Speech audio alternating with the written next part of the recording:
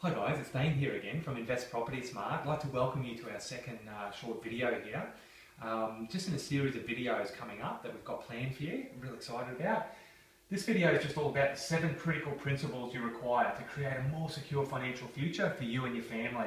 Now, principle number 1, the right mindset, psychology around money. It's vital to have a wealth mindset and not a scarcity mindset. Principle 2, understanding of debt and finance is critical to your success. Principle 3, all around gearing. Principle number 4, creating leverage and equity. Principle number 5, understanding capitalism and yield makes for a solid investment. Principle number 6, knowing property in its cycles. So there's a thing called the property clock. When's the best time to invest? Principle 7, build the right framework and plan. This is really important. Build a dream team of specialists around you that complement the property purchase. Now today I'm just going to touch on these first 2 principles, and in the upcoming videos I'm going to touch on the rest. So just today we're going to talk about the right mindset, psychology around money and creating wealth, as well as understanding of debt and finance. So if we just have a look here guys, number 1, the right mindset. Now it all begins with you. What you focus on is what becomes reality. So your upbringing environment plays a huge part in this. Basically what I mean by that is our parents' era in a lot of cases was work hard, get good grades, get a good job and pay down your home. Well, I'm here to tell you that old way of thinking is flawed in today's society. It's about what you do outside of your home by leveraging. That's important in creating wealth. Life can be measured by the quality of questions you ask. Let me give you an example. A lot of people say what I'm going to get, I'm getting through the day. So they're in survival mode versus what I'm going to get from the day. So there's a big difference in just using the right words and psychology and the way you think and the way you tackle the day ahead. Also, wealth versus scarcity mindset. A lot of people are in scarcity mindset mode. That's, I guess what I mean by that is they're always questioning and asking how much things are and things like that, where people of a wealthy mindset are in abundance mode. They're always thinking, well, that's fine because I really need that and I can find the money and I can create the money at will whenever I want. So if we just have a look over here guys, number 2, understanding debt and finance. This is critical to success and separates a wealthy from the rest of the people out there. It starts with a good mindset around money, as I alluded to before, in creating wealth and not having that scarcity mindset. But it's imperative, a sound knowledge around the wealth principles of money and finance. You must have this. And really, really important is to surround yourself around people that are specialists in this area, showing you how to minimise your bad debt and leverage into good debt, being investment type debt, investment property, etc. So let me just give you a quick example here. We've got good, bad and what I call okay debt. So let's start with okay debt. That would be your home. Why do I call it okay debt? Well, your home is going up in value. It will appreciate. If it's a well-researched property, it will appreciate over time. But it's not the best debt in the world. It's non-tax deductible debt. So what I mean by that is you get no tax benefits with that debt. So you need to minimise and get it down as quickly as you can. So it's okay debt. Bad debt.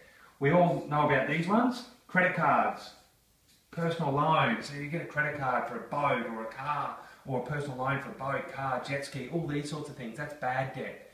Okay, it's personal debt that gives you no benefit, just high interest rates. Good debt is, well, things like investment property.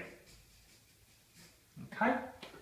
Because you're acquiring an asset that's appreciating in value over time, but also generating a cash flow as well. And you get a lot of benefits by investing, which we'll touch on in future videos.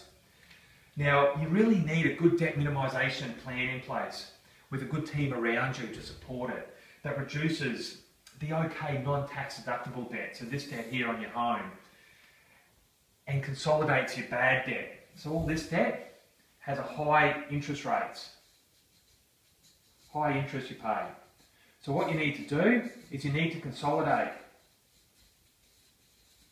all these bad debts into your home at say a 5% or whatever the going interest rate is at the moment.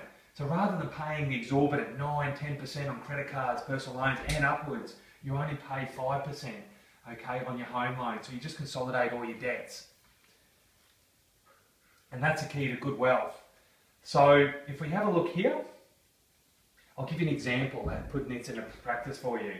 So let's say we've got a typical client here with their home value being $500,000 and their home loan being $250. Bad debt, credit card. They owe $10,000 on their credit card. They owe $20,000, so they owe a total of $30,000 on bad debt. Remember I said up here, all you do is you consolidate this into this $250,000. So now all of a sudden, this $250 becomes $280, but instead of paying the high interest rates here, you're consolidating the bad debt at around 5% interest. Okay? And then the savings you make by having a lower interest rate rather than paying the high interest rates here, you come over here and you invest. Okay, in investment property, number 1 for example. Okay. So just a quick recap, your bad debt has high interest rates, so it's best to consolidate and minimise your bad debt by consolidating onto your OK debt, which is your home for example, at a lower interest rate. And then you come over here and the savings you make, you invest in an investment property, which is good debt. So banks look at 2 things mainly when assessing you for a loan. They look at loan to value ratio, okay, and they look at debt to service ratio, your serviceability, your income to be able to afford the loan. So let's look at this one first. Loan to value ratio is simply what you owe in respect to the value of the property, expressed as a percentage. So what do I mean by that? Let's take that example I mentioned before. $250,000 they owe on their home loan, and the property's worth $500, which means, big tick, the banks like that, there's a lot of equity, 50% loan to value ratio. So what you owe in respect, so the bank owns half and you own half. That's a good situation to be into, a launch pad to leverage into further acquiring income producing assets like investment property. Debt to service ratio, your serviceability, is your income ability to service a loan. Okay? General rule of thumb is around 70,000 gets you that sweet spot of 4 to 450 investment property, around that mark generally, depending on how much personal debt you have. Now, always good to get your credit check in store, and checked out, your credit score example, your loan to value ratio, and a good mortgage broker to do a borrowing capacity. So seeing how much you can borrow prior to, can really, getting all that done prior can really fast track your process of getting your loan through, or getting your serviceability through. Very handy tip here guys, interest you're currently paying on your bad debt, so your credit cards, in your OK debt, your existing home loan, etc., can really hold you back in your ability to service for a new investment loan. So you don't want all these high interest rates holding you back to further your wealth creation. So what you can always do there is to reduce your commitments, just change your principal and interest payments you're currently paying on your home, for example, across to interest only, and that frees up more money and can make the difference to service you for an investment property. So I hope that was helpful. I look forward to sharing the next video with you. Stay tuned in your inbox in the next couple of days, and have a great day. Bye-bye.